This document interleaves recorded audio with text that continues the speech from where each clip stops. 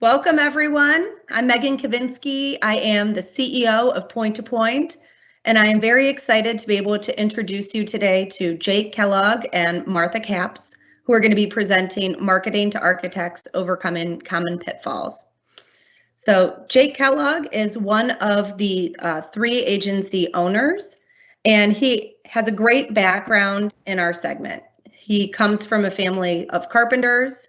He has spent countless hours on job sites, and very fortunate for us, his construction skills maxed out at moving things, so he was forced into a career in advertising.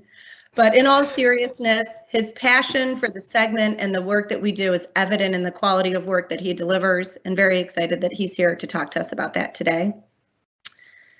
And Martha has made this segment and specification in particular her life's work. She has over 30 years of experience in the commercial segment and specification in particular. She's worked on numerous design brands and with driving high-end specification. So very fortunate to have her expertise on our team as well. And with that, I'm going to get out of the way and let the two of them take you through the materials. Enjoy. Oh, one last thing. If you have questions, feel free to ask them as we go along here. So this is as much conversational as it is a presentation. I'll be monitoring the Q&A and can even interrupt in the moment if there's a question you'd like me to ask. But otherwise, feel free to put questions in for the end as well. All right, now I'm done. Kunle Ademi is a principal at NLE Architecture. And this Makoko Floating School is one of his most notable projects. It's pretty cool, right? And it is all about exploring rapid urbanization and also climate change, and it's in Nigeria. And you can tell just by looking at this that Kunle is a pretty innovative thinker. He's very creative. And one of his favorite quotes is that ignorance is bliss. With this innocence, you can create and question a lot of things. The fact that you are here this afternoon, I think, tells me that you are also open to questioning and creating. So we're going to jump into it and start talking about marketing to architects. We're going to look at 7 pitfalls of marketing to architects, and also the important part, how to overcome these common pitfalls. When we finish, you will be able to evaluate where you are in your marketing to architects, perhaps looking at your target differently, perhaps looking at your messaging differently, or maybe even changing your strategy completely. So let's get to pitfall number 1. Pitfall number 1 is that way too often we think architects are all alike, when really their career stage makes a big difference in how you want to message to them and what's important to them. So the main focus for the young architect is that they are learning and researching a lot. They spend 98% of their researching online. That's probably not a surprise. But the mid-career architect, they are mainly focused on constant product and material review, and they're worried about the project that's at hand. So it's that constant trying to make it into their vision. Now, the senior architect is really more concerned about focusing on the firm's culture and some broader topics like sustainability. You're probably wondering, or perhaps have already figured out, who is actually doing the specifying of these 3 on the screen. So our young architects aren't making any of those decisions. They're doing the research, but no decisions. Most of the decisions are being done by the mid-career architect. Most of the time, they're giving final approval on the specification of the products, and occasionally those are being validated by the senior architects. What are they thinking about on a day-to-day basis? This is important because it's what you should be thinking about as you're trying to market to them. And the young architect, although not specifying now, is still very important because they are looking for inspiration. They're building their knowledge base for future when they are doing the specification.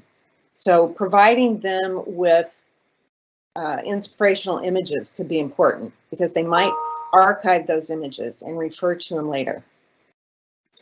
The mid-career architect, what they're thinking about, as I stated before, is all about the products. How are they going to qualify these products? Complete vetting, especially the technical side. So you want to make sure you're into their heads and providing what they want. And the senior leader is worried about new business. So if you ever have the opportunity to bring a good solid lead to a senior architect, that's gold. Jake, do you have anything you want to add or thoughts you have on these different career stages? Yeah, one of the things we found through research for even just our clients is over the past 5 or 6 years, and really since the recession about 10 years ago, the senior architects are starting to become fewer and fewer at these firms. And whereas before they were really seen as this great resource for information on projects because they've really seen it all, with them leaving the field, brands are needing to really step in and provide that level of knowledge and service. And so when you're thinking about positioning your product or you're thinking about what the architect needs, it's really that experience and level of certainty and compatibility with products that you can be bringing to them to help them through their decision-making process. Definitely true. So let's take pitfall number 1 that you have a little more information now on how to overcome that, and go to number 2, which is about the pitfall is selling to architects. And the pitfall itself here is really the word selling. Architects don't want to be sold. They want to have a meaningful conversation with you and help them in their work. So we need to go from a mindset of a product pusher, which you might not see yourself that way, but sometimes you may sound like you are. You need to go from product pusher to problem solver. This is really where content marketing can come in as a key player to help advance this providing solutions to the architects. They're looking to be inspired, and not surprising that architects are visual individuals. And as you're looking at how to spend your marketing budget and creating content, remember that 80% of architects are more likely to watch a video than 20% who are going to read an article. So keep that in mind. They also are good at spotting marketing fluff, and they're not really a fan. They want technical information, and they want it clear and concise. So if you can help to use your content to educate them and differentiate your products, that's going to be a win.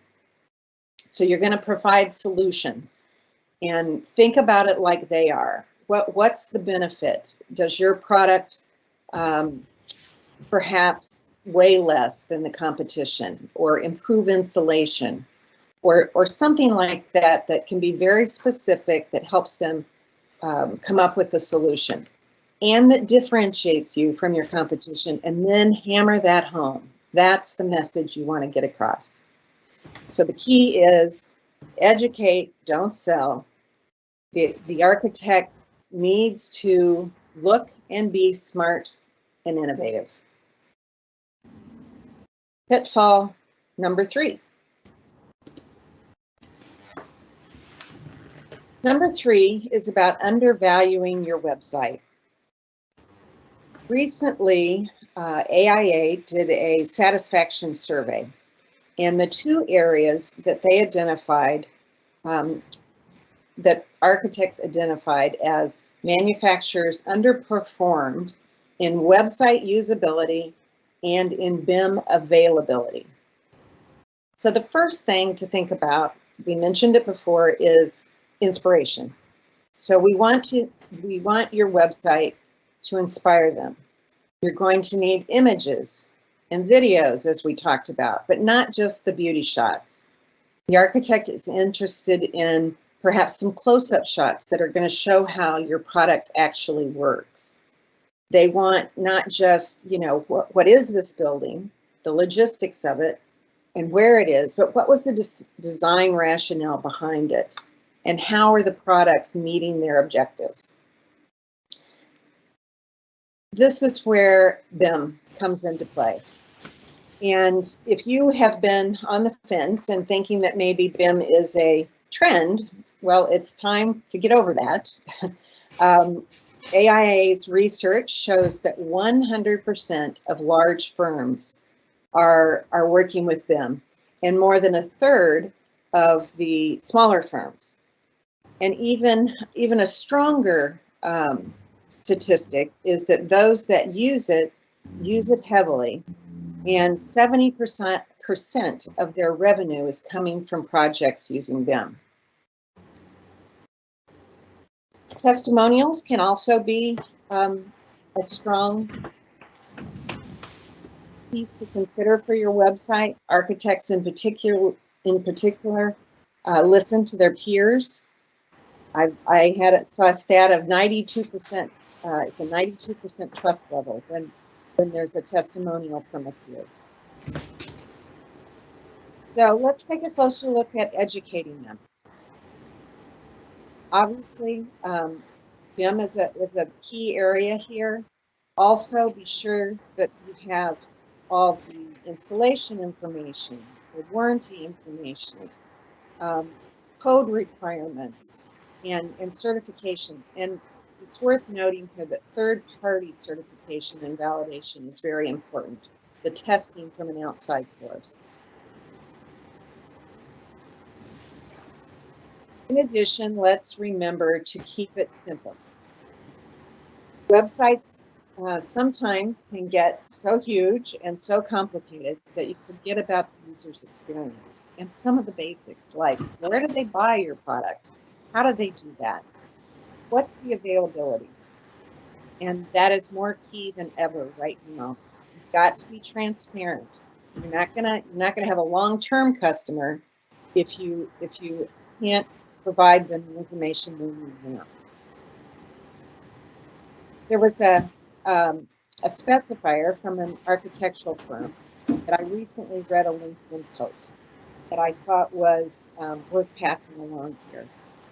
And he said, as a specifier, I visit manufacturers' websites daily. I need to find information quickly. And if I don't, or I have to create an account to download, I find it competitive. I think we should stop there a minute. I'd like to get Jake's viewpoint on that download part, and how do we balance lead generation with user experience? That is the age-old question for this audience. And when you look at what's on this slide here on slide 10, you're really seeing a range of content that the architect is looking for them to really create an informed decision. They're looking at specifications, code requirements, digital models, and our recommendation is to not have the brand be a gatekeeper of information that you need to pass through in order to learn more about their products. These people are going through a buying decision and a specifying decision, and so we want to make sure we're enabling them to get the information they need to make that decision. When it comes to when you should be doing lead gen, it's really at those high value conversion points that we want to be offering something extra for the architect, whether it's setting up a special call or getting more detailed information. We don't want to be creating a barrier to information that they are expecting to access on a daily basis and, quite honestly, can access on their competitors' websites without a form. I couldn't agree more, Jake. I think that the thinking on that has changed over the last few years. And really, you need to think about what your strategy is. Is it more important for you to get the lead or to get the spec? Right. Absolutely. Yeah. And fitting in really the place of your sales team as well, making sure that they have a clear position and are adding value to the whole process. Because again, we don't want to just keep information away from architects for the sake of getting their email address. Guys, we're getting a question in the QA here that I think is a relevant. Let's do it. Yeah, let's do it. So what are some examples of interactive tools that are impactful for architects to have available to them? Understanding there will be somewhat dependence on the building material company space, but any insight would be great. What comes to mind that we've seen successful are things like calculators. So if this is something that they're not used to specifying, or if it comes in a unique format, understanding how much they need from a quantity perspective, so they understand the order size minimums, or they understand how much they're going to need for their product for their project, but also interactive tools in the sense of visualizers. We worked with an elevator company and built an elevator visualizer because for the first time that inside of the elevator became a designable space, and that was a really new concept for architects to think about. And so we built a visualizer that helped them, you could change the color of the wall panels or pick the different handles. So tools that you'll see this, spoiler alert, in a few slides, but that really hold up the value prop of the product and allow you to experience it in a different way. Martha, do you have anything you want to add there? Well, you mentioned tools that get them closer to pricing, and I think that's important. And I know that can be difficult sometimes to handle on a website. So if your tool can get them in the range of what cost might be, great. Mm-hmm. But you should also make sure that you've got quick access to your sales team. Or some specification assistance available to them, and that should be very front and center as well. Okay, pitfall number 4, I believe we're on. So the website's important, but don't think your website will do it all. I think we've all heard the term of, your website is there for when your sales team can't be, and that's true, But I wanted to bring up the topic of just remembering that this audience is still, even in this digital age, they're very tactile. They like to touch, they like to feel, and an opportunity you have to use that power of touch is through providing samples. And it's a great way to break through and do something that's a little different than what your competition is doing. And make it memorable, a true unboxing experience, as we call it. One of our clients that we worked with on some branding and a new website is Surface Resources. And they are a wholesaler of sustainable tile and flooring.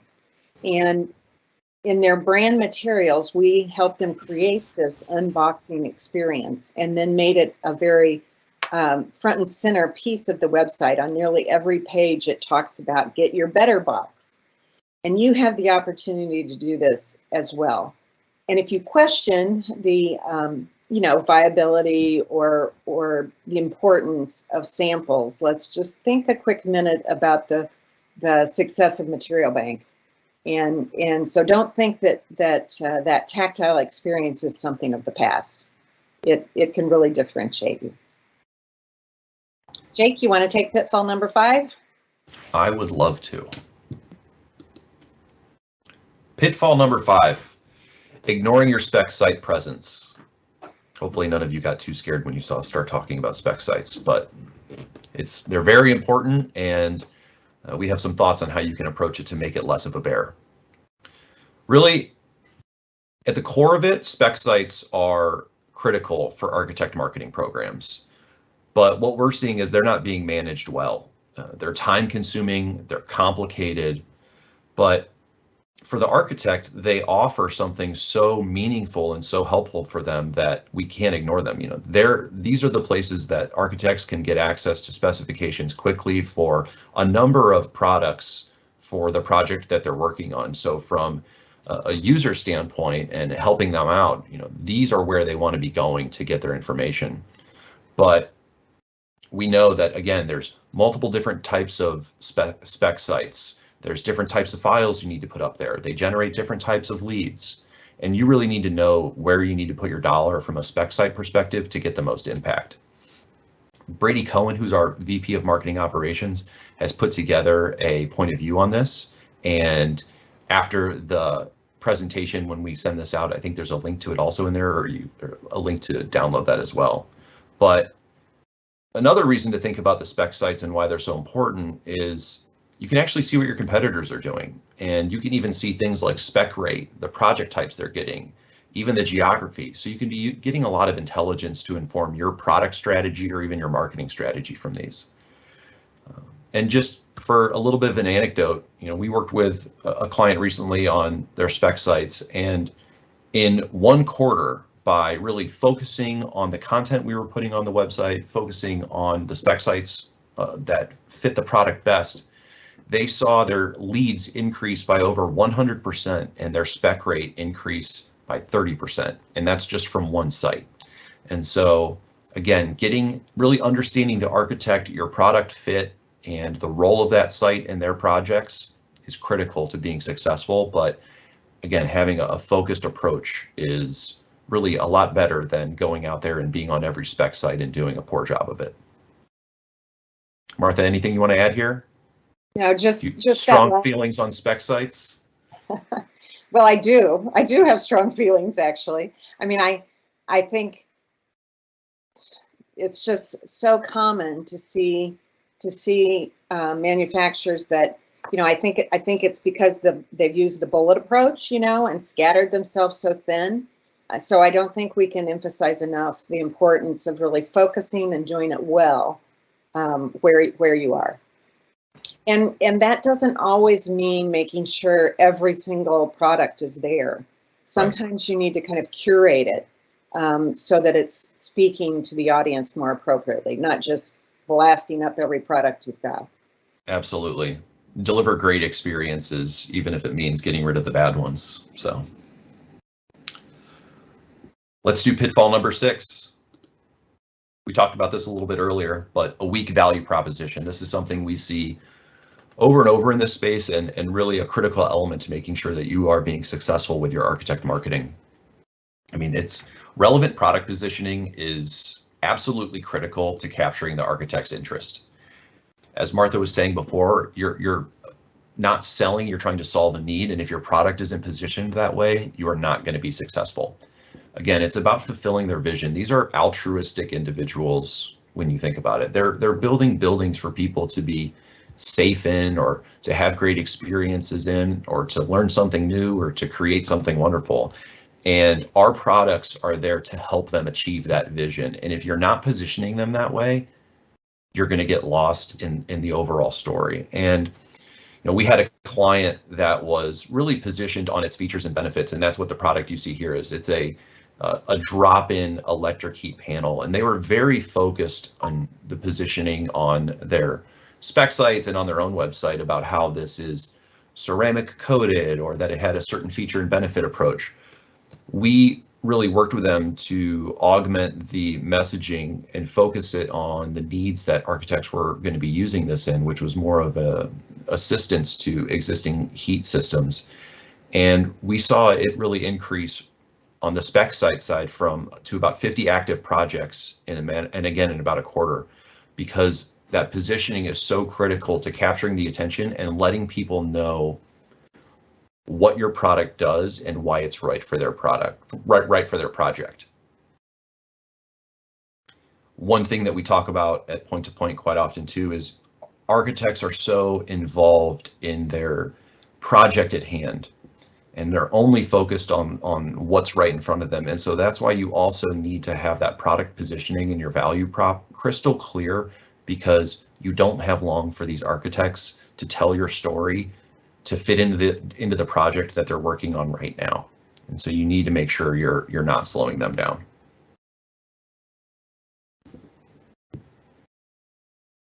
Pitfall number 7. focusing on the wrong KPIs. So this is specification is really a long game, and we definitely understand that. And what we're seeing is brands focusing on really the wrong metrics, focusing on not the data side of it that can really tell them where the performance is coming from and where they need to be focused to help drive greater levels of efficiency or drive costs down.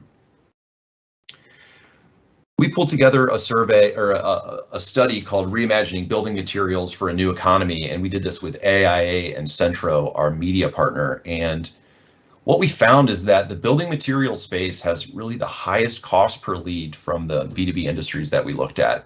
And as we dug in deeper, we didn't find this because architects are so valuable, or we didn't find this because the products they're working on are so pricey. What we found is that measurement is really lagging in this space. Brands are focused more on the qualitative side of metrics right now rather than the quantitative side of metrics. And what's good about the quantitative side is that it's easier with these niche audiences. Qualitative, impact on brand awareness with architects, we're talking about an audience that is quite small for a very niche product. So that's always going to be challenging to measure. And when we think about brand awareness, we think about brand awareness from the standpoint that every touch point your customer or your architect is having with your brand is brand awareness, not just brand reach or impression volume of your campaigns. It's things like contact with your sales team or how they reach out to your customer service. And this is a way a lot of classically trained CPG marketers are trained to think about marketing, but it's really not effective for specification because it doesn't give you the business intelligence you need. What you really need to be focusing on are the quality of leads you're getting or your overall website traffic, the sales you're generating, and those can lead you to a better place from thinking about a cost per lead. Because companies that have moved in this direction are starting to see a decrease in their cost per lead and acquisition costs. So you can see here, 5% improvement when they focus on those metrics, and almost a 10% improvement on the cost per customer when they focus on those metrics. And that really means, that's huge. And this is the beginning of it. I mean, this is an industry that is through COVID has really started to accelerate the digital transformation.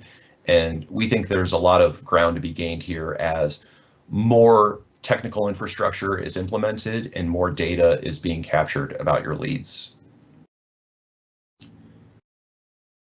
Martha, what do you think about I'm going to go back a slide. What do you think about the difference in qualitative versus quantitative?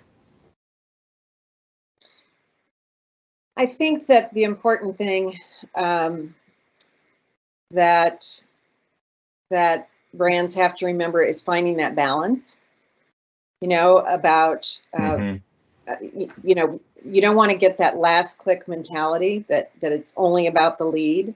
I mean, the brand awareness is important. So it's finding that balance and having a strategy that will get you there. Absolutely. Guys, sorry. Yeah, it's hard not to get once you go down the quantitative path, get too enamored with leads generated because those other metrics do matter. But yes, you're right. Moving towards a more measured approach is so much more effective. Go ahead, Megan. Sorry, we had a question from the audience on this particular slide about what is a KPI? Just the definition of a KPI? Yeah, what's a KPI, and why does it matter here? Okay, yeah, key performance indicators is what KPI stands for, and those are critical because we work on setting those at the beginning of every engagement, because without those, your strategy and your entire plan can go off course. And if you're not clear with your KPIs, they can get interpreted differently. And so a lot of the times when we think about KPIs for architect programs, it could be things like traffic to our product detail pages or downloads of specifications, focusing on, we talked about sampling earlier, focusing on how many samples we want to get delivered. Martha, what else are we missing here for KPIs? Well, I think the key is being very specific about them and doing it up front, and having agreement across, alignment across the board. And, there's a difference between what the business impact is and what the marketing campaign KPI is. And all of that's important, but you just need to make sure that everybody's aligned on what that is ahead of time. And the great thing is that then we have that information and can continue to get smarter, use that data to make smarter decisions for the next year, the next campaign, the next product, however you're looking at it. Absolutely. There's a quote out there that goes something along the lines of what gets measured gets attended to, and what gets attended to gets done. I might not be exact on the language, but it really says that if it is a true goal, and what you were saying, Martha, alignment for the organization, like the KPI and the establishment of it cannot be undervalued, because that's the direction, the North Star that you're moving in. Absolutely. And when it's consistent, you get to see how your program improves year over year, because you're still chasing that same goal, and you can see what you've done to get there. If you're changing your goal every year for your product, it's going to be challenging to find some concept of continuous improvement.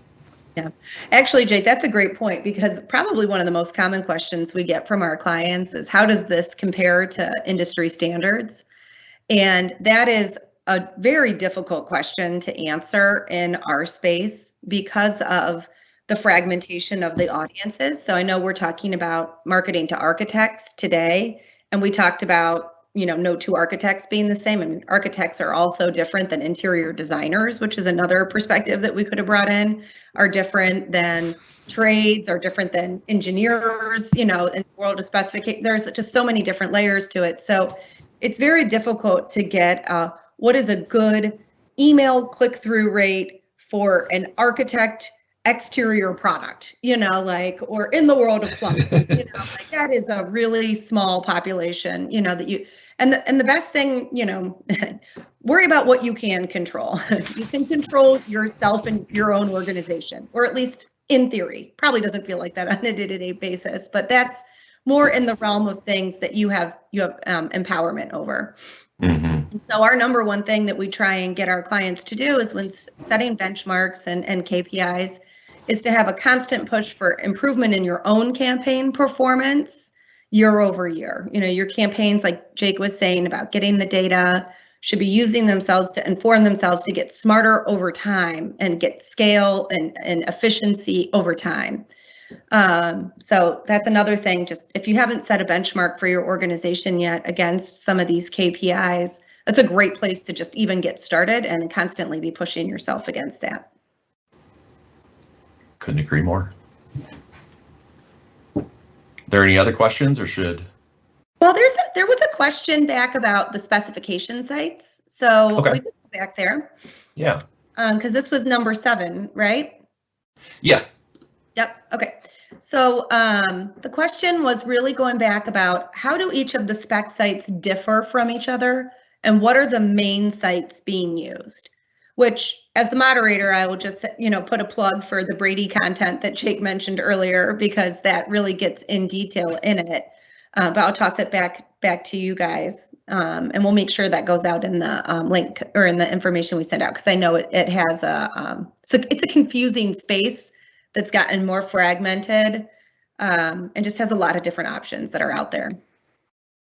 Yeah, and that's exactly why it's challenging to answer that question, to be honest, because it really depends on the type of building product you're talking about, how it gets specified. And so, I would love to continue talking. If you want to send me an email, my email address is in here. We can have this conversation about your product specifically, because again, it depends on the types of even projects you're going after. And so it's hard to say now. Martha, Megan, do you want to add anything? It's just very specific. Yeah, it keeps getting refined, and it keeps getting more integrated too. So you could say, like, is Material Bank or Swatchbox or those specification sites because they have the sample ordering experiences that go along with them, or BSD SpecLink tends to be more on the engineering side of things. And what are the goals of your campaign? Is it true lead gen, or is it more just awareness of the specification? And how much information about who's engaging with your content do you want? Because they all have, different levels of information that you can bring back into your organization. And they're getting deeper and more vertically integrated. So, I mean, there is, SpecPoint and what Deltek is doing with AIA and how it has value all the way through the chain from the architect to the BPM distribution. Like there's so many different layers to this, that it is, and it's constantly evolving. So it really requires, continuous monitoring of what's going on in the market and making sure that you're really making use of the data as well. Yeah, to that point, when we work on these types of projects, just to give you a feel of why that's so important, they're more ongoing engagements that we're currently working on rather than a set it and forget it plan. And so because the landscape is changing so often, we're coming back and evaluating what we're doing and making those improvements because it does change so frequently. It also has to do with what your competition is doing. And that's the other piece that we take a look at so that you are strong where they are, but are also finding that white space. So I would encourage you to take a look at the presentation that is going to be in the link from Brady Cohen that has a lot of that info. But reach out to Jake or I. Happy to have a one-on-one conversation. We'll bring Brady. Yeah. Bring her back up. So I don't see any other questions in the Q&A, but I have a question for you guys. Okay. Which is, where do you see most people get hung up in the execution of all the pitfalls, which one is the one that has the deepest hole, or is the most challenging to overcome? I'll start. I mean, there's really two, and it depends on the client and the challenge that comes with it. A weak value proposition is what I see most often the biggest challenge for brands. Getting alignment and getting to something that is differentiated are two different goals. And so, we're building the value prop for the architect, and so getting to an idea that is somewhat exclusive at times or somewhat controversial internally, because these organizations have been thinking about this product or evolving this product for years, and they're so close to it. And too often the value prop is internal language or an internal differentiator that's a reference to another product that the architect isn't even aware of. So that's a pretty dangerous area that we see often. And then really undervaluing the website is the second one that I would mention. Just not putting the emphasis on delivering a experience that allows the specifier or the architect to go from start to finish, from learning about the product all the way to the deep specification in a matter of minutes on your website. I mean, when I'm talking to architects and designers, one of the questions I ask them is, how long do you have to, say you're speccing a product, and it's something you've not done before, how often do you have with it? And it's, you have 30 minutes to learn about these products and get it specified because they're moving through these projects so quickly. So it's really imperative that you're delivering experiences that allow them to capitalize on that. Martha? I was going to list website as well. And the angle that I was going to go, not way different than yours, but a little, is just remembering not to overcomplicate, that to keep it simple. Yes. I mean, you're a resource. They really are not coming there to dig through a lot of stuff. You need to make it easy for them, and they should keep the user in the forefront as you're creating and continuing to update your website. The other one I was going to mention is around content creation. Just that I think I think, word is out. We need content. Everyone's figured that out. But what does that mean? And Yeah. just throwing a bunch of stuff up isn't going to do it. You really have to have a strategy around your content. What is the story you're trying to tell? And make sure it's a story that your audience cares about. The story doesn't just mean product stuff. It needs to be something they care about. So it's content creation can be a hang up. It can also be your differentiator. So done well, it can make a huge difference. Mm-hmm. Absolutely. Which is probably a good segue into one of our follow-up questions here, which is who do you see as a manufacturer that has done most of these pitfalls right? So who's not pitfalling, who's overcome them well in the segment? Martha, do you want to take that one first? Oh, Jake, I think maybe you should. We've seen brands like, to be honest, Sherwin-Williams do this well. They've really focused on this segment for a long time. The way that they think about the role of the architect and how it connects through the entire process of specification to application of product, they've delivered and focused on a lot of content and services to aid in that process all the way through. So I think they're one that's done that well. Trying to think who else comes to mind for right now. For all 7, that's challenging. Yeah, I think I'm not sure there is a brand who's like, got the magic bean or whatever you want to call it, that, as we all know as marketers, it's a continuous and continual process of improvement and refinement. Yep. So another question here, I think, is that's a good one along the same lines of the overall pitfalls, is what is the one best area to focus on to meet the future needs of the architecture firm? And in that same vein, what do we think the future of the architecture firm looks like, as a way to begin to overlay these 7 pitfalls?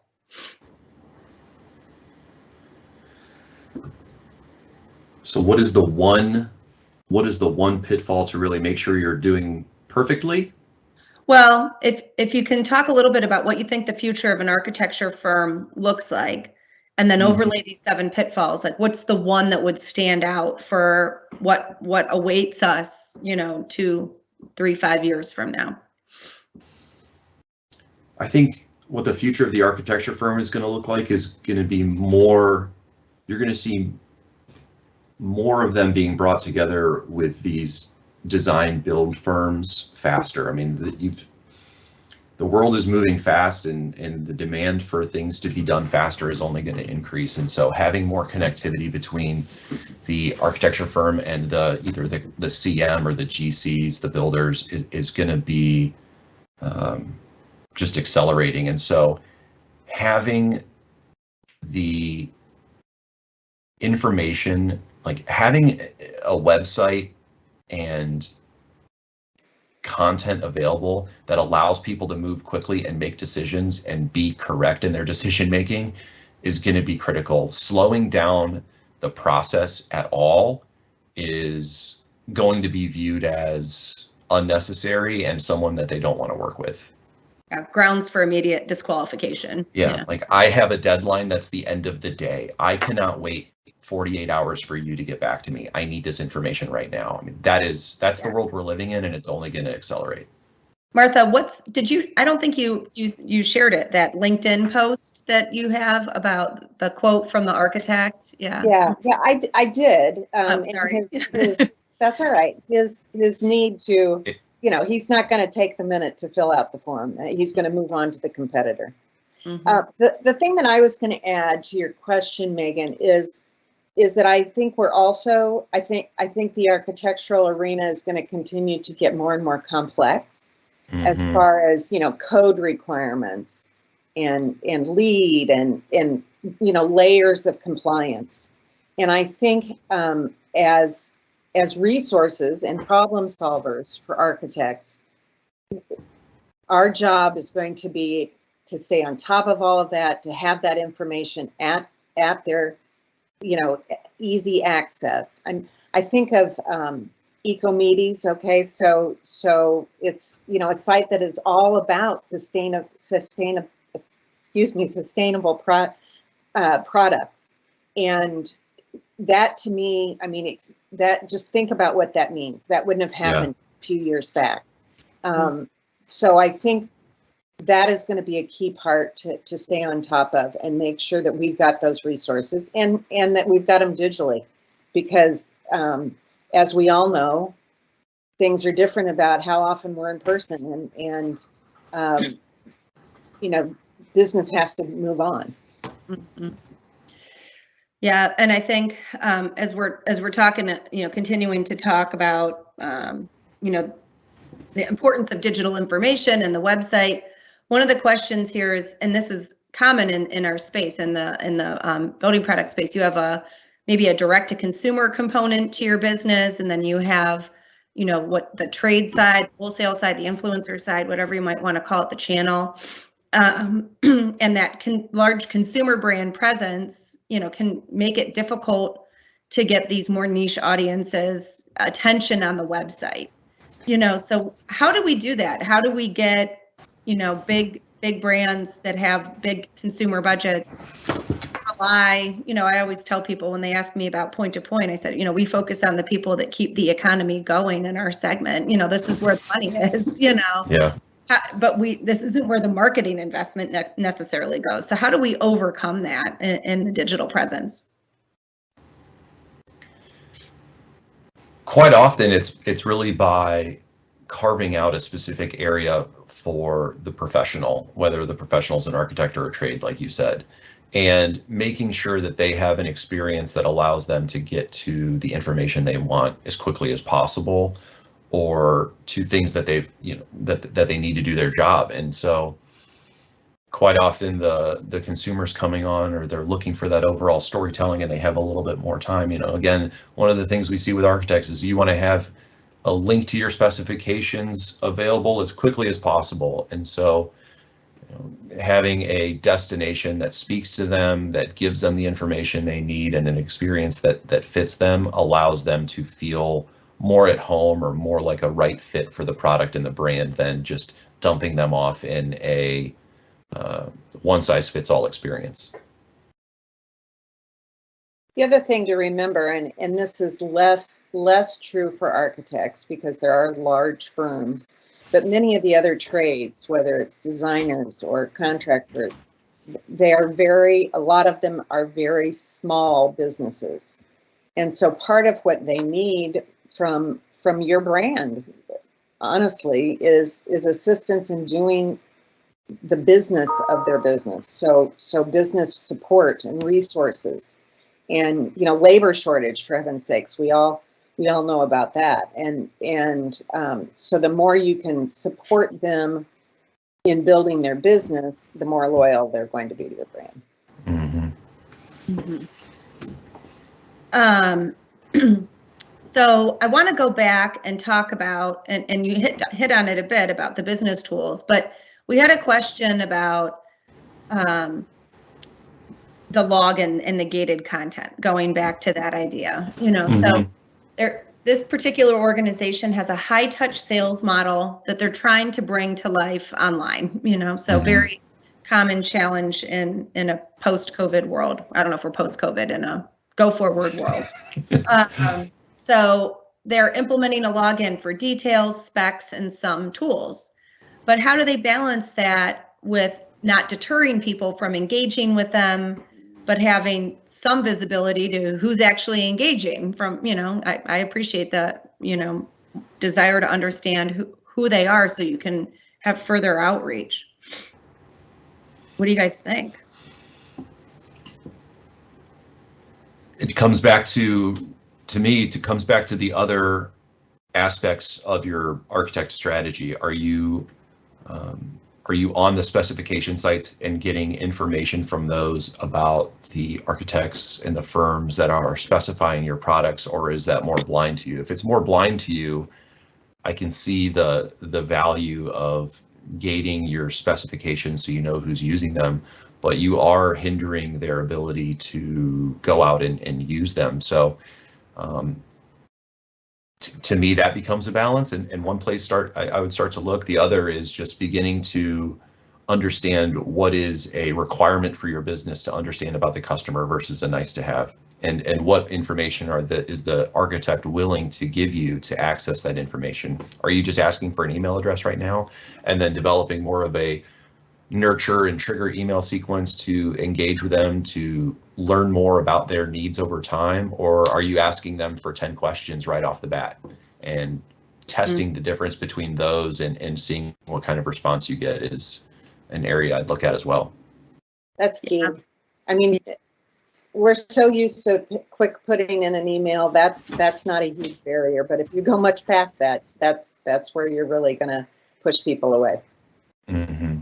I think some things that we see brands doing too that can be detrimental is, one, not communicating the value of what's behind the login before you actually ask, for the information, right? So that's just dumping people into a login page without saying, and here's why you'd want to go through with this, or, why you'd want to share your information. And the other thing is, I'd really push hard on the fact that your tools better offer differentiated value from what others in the industry have. Like, what's the value back to the architect beyond just access to basic specification or tooling that might be industry standard? If it's just an industry standard tool that everybody else has ungated, I'd be hard pressed to say that you have permission to gate that content. Yeah. Unless there's Martha's example right there. They're just Yeah. going to come to it and leave. Yeah. Yeah. Another question here is, how important do you see brand supplied continuing education being in the future? Very. Yeah. As long as continuing education requirements are there, architects are going to need it. This is something that they need to do to maintain their license, and something we see success with. Generally, it's in odd years because that's when the renewal is, but a huge opportunity for brands that are in confusing product categories or product categories that have a lot of misinformation about them, or the industry's evolved quite a bit and they need re-education. It's a great area for brands and to tell their story. Okay. We see that, like we talked about earlier, that senior architect being further and fewer in architectural firms. CEs and lunch and learns are a great way to help provide more of that mid-career architect the confidence to understand more nuanced specification, or things they might not specify all the time in particular too, so I think definitely see an increase there. And then our last question that I'm going to ask here, because we are getting close to the top of the hour, I'm going to combine two, because we've been talking a lot about BPMs to architects, but we are in the world of construction here. And so how what are trends? I'll ask you both questions. You guys can pick where you want to respond from, but what trends do we see about BPMs establishing go-to-market strategies focused on CMs? Or, what about builders or GCs marketing to architects that's different than manufacturers marketing to architects? So in the world of construction, what changes and what stays the same? So if I understand correctly, if a construction business is marketing to architects versus a manufacturer? Yes. Mm-hmm.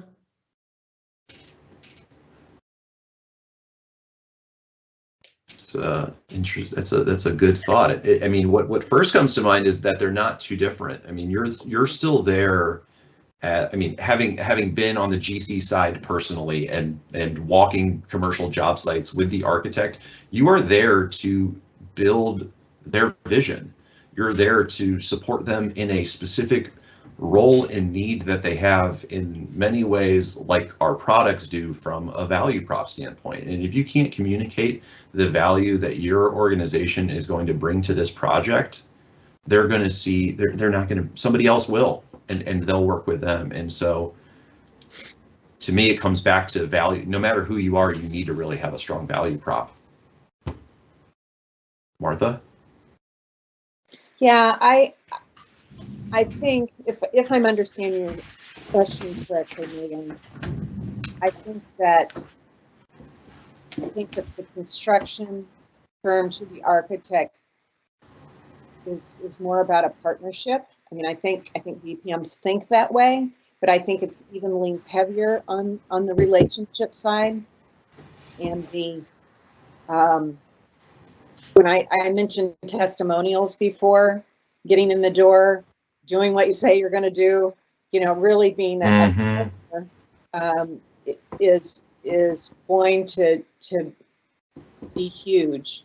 The mindset of the architects and what's important to them, you still need to keep that in mind as Jake was saying, talking about what your value prop is to them. You know, where are their heads and what do they need from the construction side, and speak to that. But I think the relationship side and the proof is in the pudding, you know, doing what you say you're going to do and being a true partner is going to be huge. Yeah, I agree. That's great. And you know, what else was great was our audience. I mean, thanks guys. That I didn't have to use like any of my canned, you know, Q&A questions that I had. You guys, you know, had really thoughtful, provocative questions. So I appreciate such an attentive audience. You know, thank you so much for spending your lunch hour with us today and for your attention. We really do appreciate it. And we will be sending this out to you guys by end of day tomorrow, a recording, this presentation, and the much touted Brady Cohen spec sites demystified presentation. So thank you all. Thank you, Jake and Martha. Thank you, Dave, for producing this event for us today. And, you know, everyone have a great afternoon.